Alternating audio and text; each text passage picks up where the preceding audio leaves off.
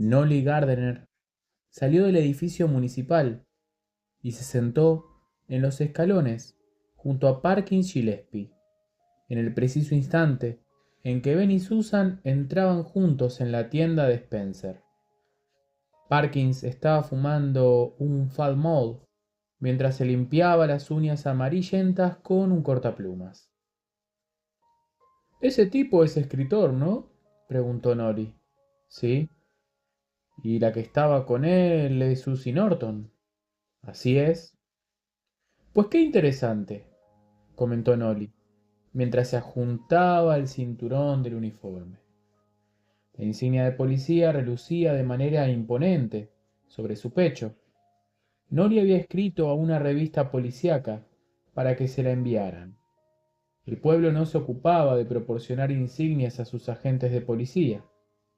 Perkins también tenía una, pero la llevaba en la cartera. Era algo que Nolly jamás había podido entender. Claro que en Solar todo el mundo sabía que él era el agente, pero había que tener en cuenta la tradición. Había que tener en cuenta la responsabilidad. Cuando se estaba al servicio de la ley, había que pensar en estas cosas. Nolly pensaba frecuentemente en ellas, aunque solo podía ser agente con dedicación parcial. A Parkins se le resbaló el cortaplumas y le lastimó la cutícula del dedo pulgar. ¡Mierda!, masculló por lo bajo. ¿Crees que es de veras escritor, Park? Claro que sí. Aquí en la biblioteca hay 3 libros suyos. ¿Históricos o de ficción? De ficción, suspiró Parkins mientras dejaba el cortaplumas. A Floyd Tibbets no le va a gustar que un tipo ande por ahí con su mujer. No están casados, señaló Parkins, y ella tiene más de 18 años. Pero a Floyd no le gustará. Por mí Floyd puede cagarse en el sombrero y ponérselo después, declaró Parkins.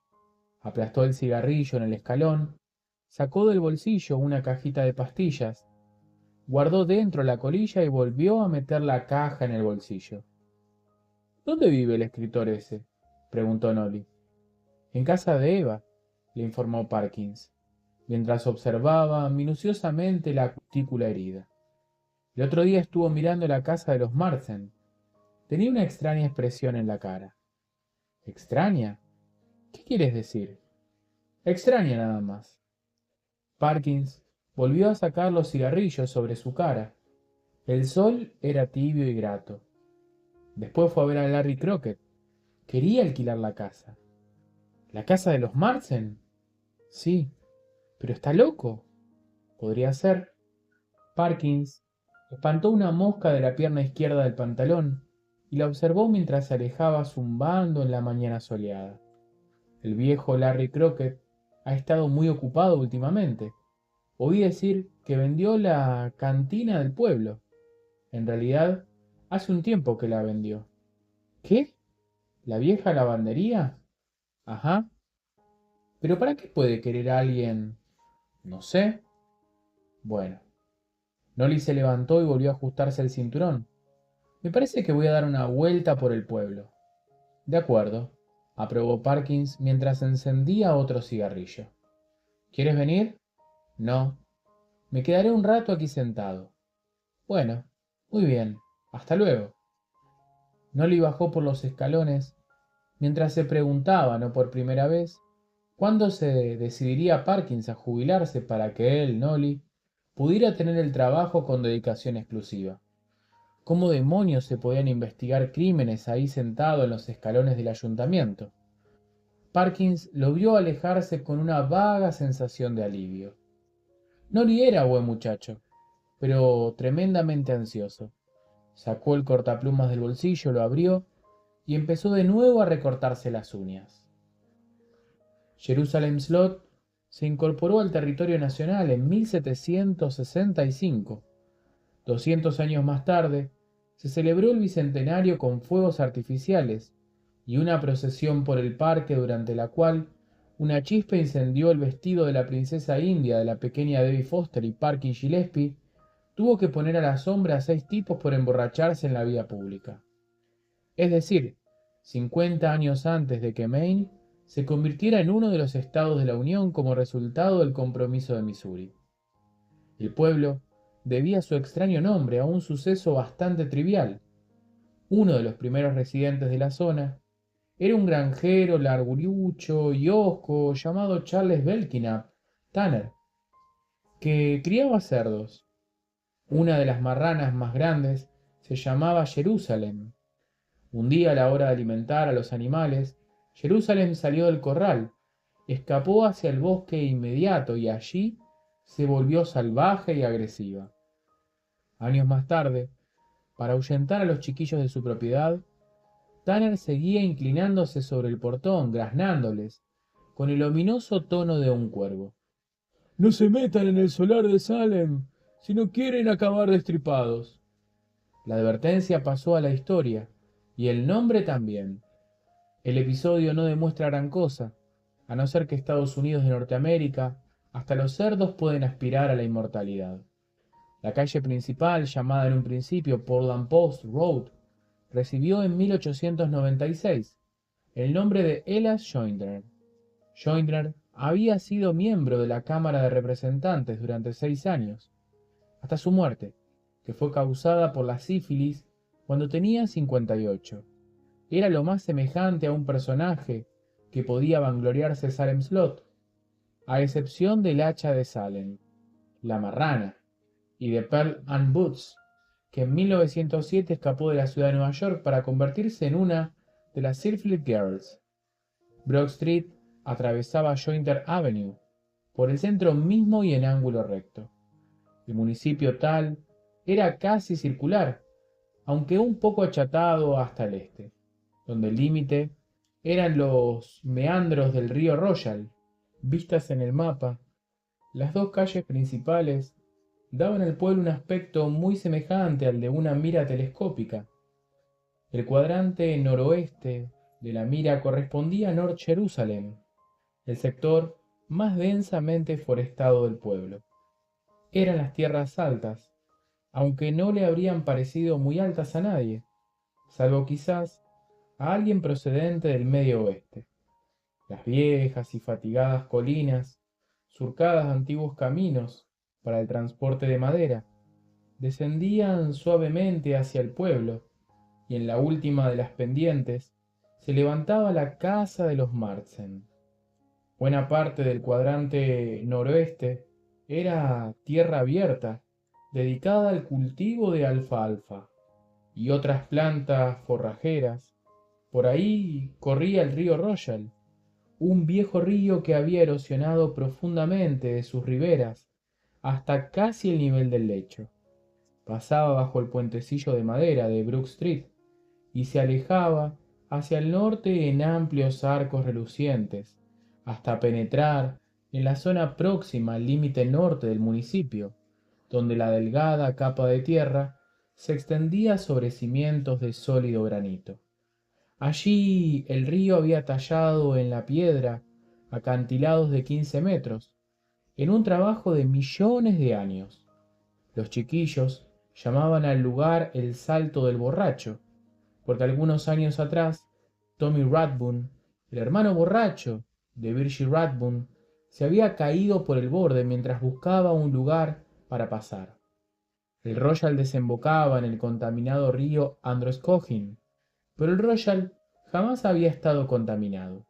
La única industria que había podido jactarse Salem Slot era un aserradero, cerrado desde hacía muchos años.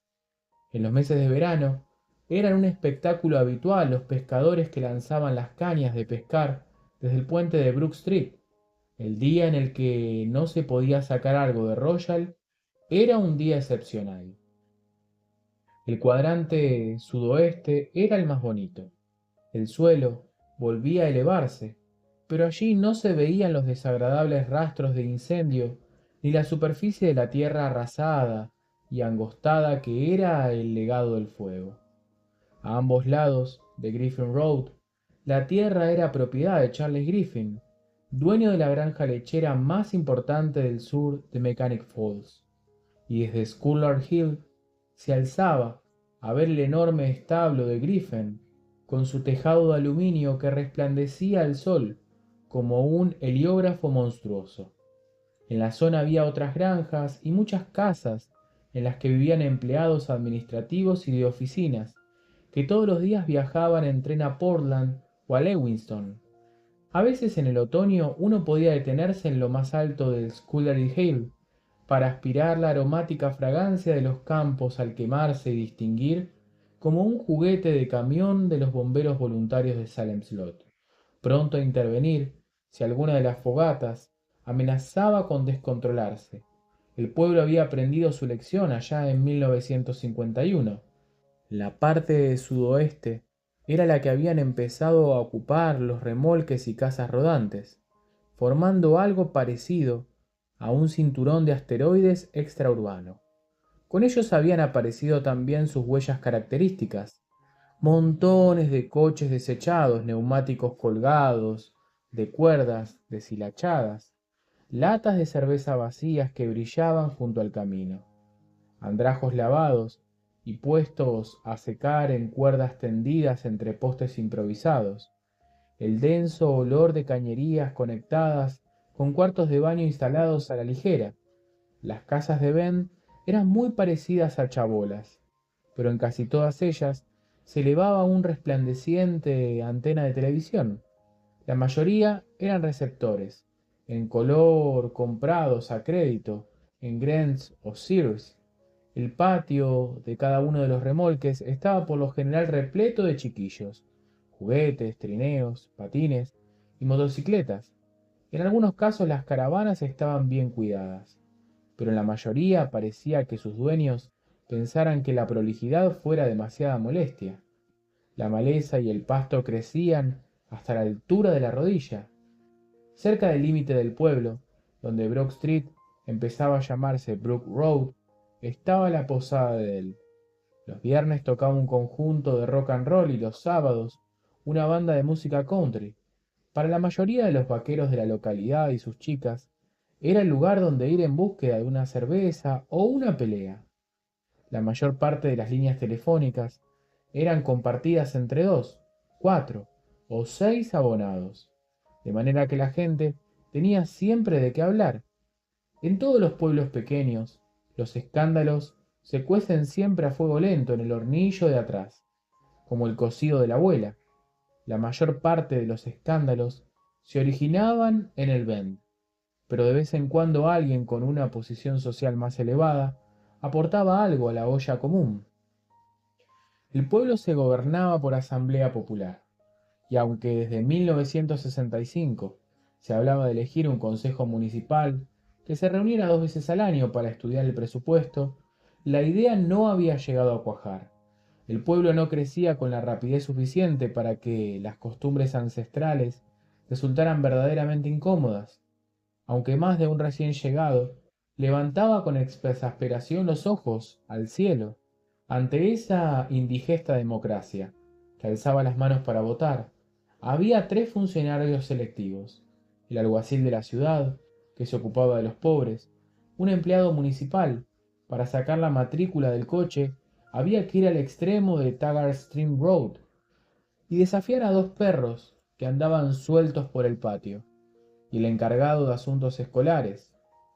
El cuerpo de bomberos voluntarios recibía una paga simbólica de $300 anuales, pero en realidad era más bien un club social para ancianos jubilados, que durante la temporada de quema de rastrojos se divertían bastante y se dedicaban a charlar alrededor del camión durante el resto del año.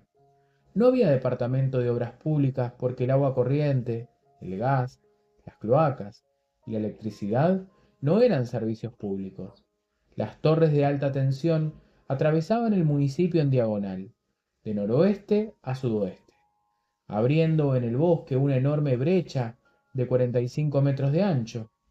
Una de las torres se elevaba cerca de la casa de los Marsden, recortándose sobre ella como un centinela.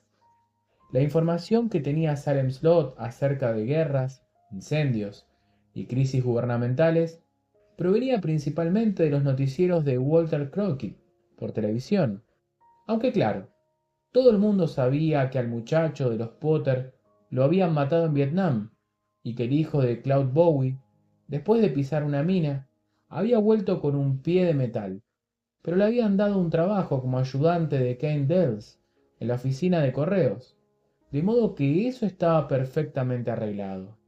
Los chicos llevaban el cabello más largo que sus padres y no se lo peinaban con tanto cuidado, pero ya nadie les prestaba atención. Cuando en la escuela secundaria abandonaron el uniforme, Ashley Collins escribió una carta al Edgar de Cumberland, pero hacía años que Ashley escribía cartas a ese periódico todas las semanas, principalmente sobre los peligros del alcohol y sobre la maravilla de aceptar a Jesucristo en su corazón como Salvador. Algunos de los chicos tomaban drogas. En agosto, el juez Hooker impuso a Frank, el hijo de Horace Kilby, una multa de $50, aunque le permitió pagarla con lo que sacaba repartiendo periódicos a domicilio. Pero el mayor problema, sin duda, era el alcohol. Desde que la edad para consumir bebidas alcohólicas se fijó en 18, eran muchos los chicos que pasaban las horas en el bar de Dell. Después, volvían a sus casas conduciendo a toda velocidad, como si quisieran pavimentar el camino con goma. Y de vez en cuando alguno se mataba, como cuando Billy Smith se estrelló contra un árbol en Deepwood Road a casi 150 kilómetros por hora y se mató junto a su chica. Laverne Doobie, de no haber sido por estas cosas, el conocimiento de los tormentos por los que atravesaba el país no habría sido más que académico en Salem Slot. Allí el tiempo transcurría de forma diferente. En un pueblecito tan simpático no podía suceder nada demasiado malo. Ann Norton estaba planchando cuando su hija irrumpió en la casa con una bolsa de comestibles. Puso ante sus ojos un libro que tenía la solapa, la fotografía de un hombre de rostro delgado, y empezó a hablar. Espera un momento, le dijo Ann. Baja el volumen del televisor y cuéntame. Susan estranguló la voz de Art Fleming, que desparramaba miles de dólares desde su programa, y le contó a su madre que había conocido a Bean Mears. La señora Norton tuvo cuidado de hacer pausados gestos de asentimiento y simpatía a medida que se desarrollaba el relato. Pese a las luces amarillas de advertencia que se encendían en su cabeza siempre que Susan hablaba de un muchacho nuevo o un hombre, en realidad se le hacía difícil pensar que Susie ya tenía la edad suficiente para que fueran hombres, pero las luces de hoy eran un poco más intensas. Parece interesante, comentó mientras ponía sobre la tabla de planchar otra de las camisas de su marido. Estuvo realmente simpático, afirmó Susan. Muy natural. ¡Ay, mis pies! Se quejó la señora Norton. Dejó la plancha en el portaplancha, donde silbó ominosamente, y se acomodó en la mecedora situada junto a la amplia ventana. Tomó un Parliament del paquete que estaba sobre la mesita de café y lo encendió. ¿Estás segura de que es un muchacho serio, Susie? Susan sonrió un poco a la defensiva. Claro que estoy segura, tiene el aspecto, no sé, de un profesor universitario o algo. Dicen que el bombero loco tenía aspecto de jardinero, evocó reflexivamente su madre. Bosta de ciervo, respondió alegremente Susan.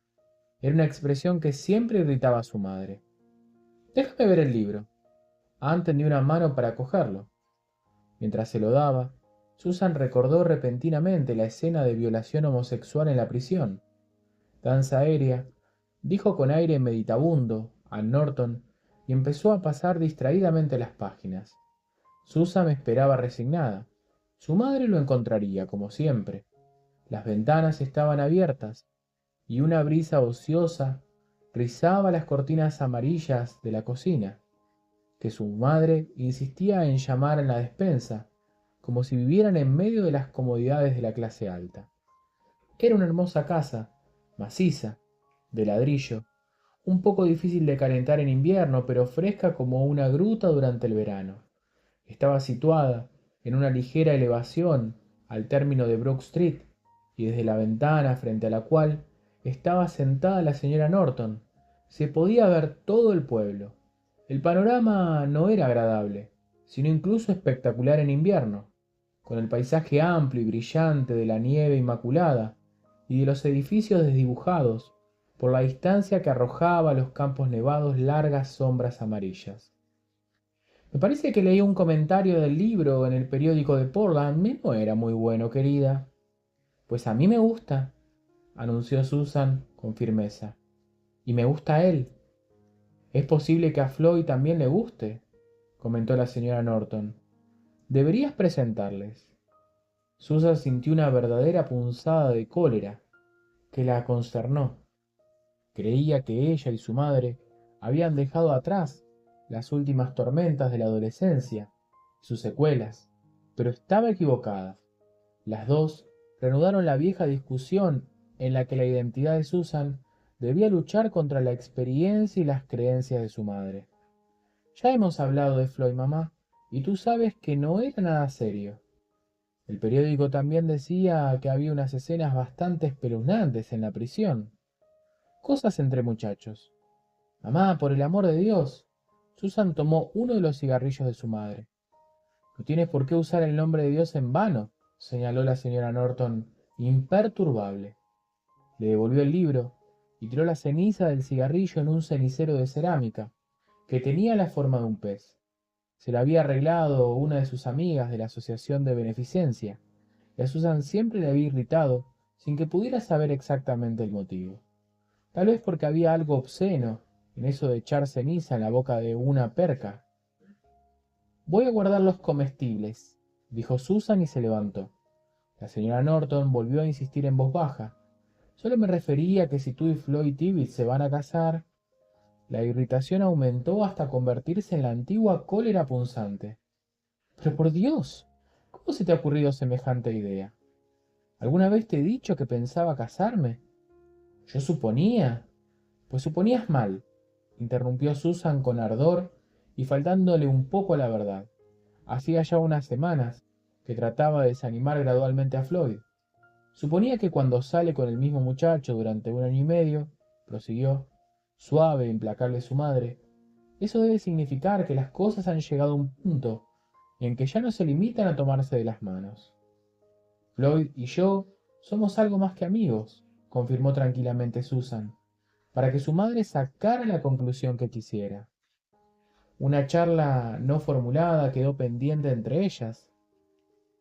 ¿Te has acostado con Floyd? Eso a ti no te importa, respondió la hija. ¿Qué significa para ti ese Dean Mears? Eso a ti no te importa. A ver si te entusiasmas con él y haces alguna tontería. Eso a ti no te importa. Pero es que te amo, Susy. Papá y yo te queremos mucho, y para eso no había respuesta. Por eso era urgente Nueva York o cualquier otra cosa. Finalmente, uno siempre terminaba por estrellarse contra las tácitas berrincadas de ese amor, como si fueran paredes acolchadas de una celda.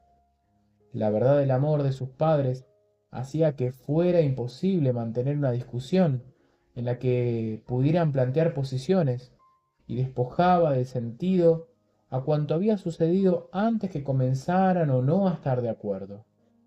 Bueno, dijo suavemente la señora Norton. Apagó el cigarrillo en la boca de la perca y lo dejó en la barriga. Voy a mi habitación, dijo Susan. Está bien. ¿Podré leer el libro cuando lo termines? Si quieres. Me gustaría conocerle, explicó la señora Norton. Susan separó las manos encogiéndose de hombros. ¿Volverás tarde esta noche? No lo sé. ¿Qué le digo a Floyd Tibbets si llama? El enojo volvió a apoderarse de Susan. Dile lo que quieras. Hizo una pausa. Es lo que harás de todos modos. Susan. La muchacha subió por las escaleras sin mirar hacia atrás. La señora Norton permaneció donde estaba mirando por la ventana hacia el pueblo, pero sin verlo. En el piso de arriba se oyeron los pasos de Susan y después el chirrido del caballete al correrlo. Se levantó y se puso otra vez a planchar. Cuando pensó que Susan estaría totalmente sumergida en su trabajo, aunque no fuera más, que una idea apenas consciente en un rincón de su mente, se dirigió al teléfono de la despensa y llamó a Mabel Wertz. Durante la conversación comentó que Susan le había contado que un escritor famoso estaba en el pueblo. Mabel resopló y dijo: Claro, te referirás al hombre que escribió La hija de Conway. Y la señora Norton asintió. Mabel añadió que eso no era escribir, sino pura y simplemente hacer libros pornográficos. La señora Norton le preguntó si el escritor estaba alojado en un motel o... En realidad se alojaba en el pueblo, en la casa de Eva, la dueña de la única pensión de la localidad. Se sintió profundamente aliviada. Eva Miller era una viuda decente, que no se andaba con rodeos. Sus normas respecto a subir mujeres a las habitaciones eran simples y estrictas. Si es su madre o su hermana, de acuerdo. Si no, se pueden sentar en la cocina, y sobre eso no había discusiones. 15 minutos más tarde, después de disimular sagazmente su principal objetivo hablando de otros chismorreos, la señora Norton cortó la comunicación. Susan, pensaba mientras volvía a la tabla de planchar. Oh, Susan, lo único que quiero es lo mejor para ti. Es que no puedes comprenderlo.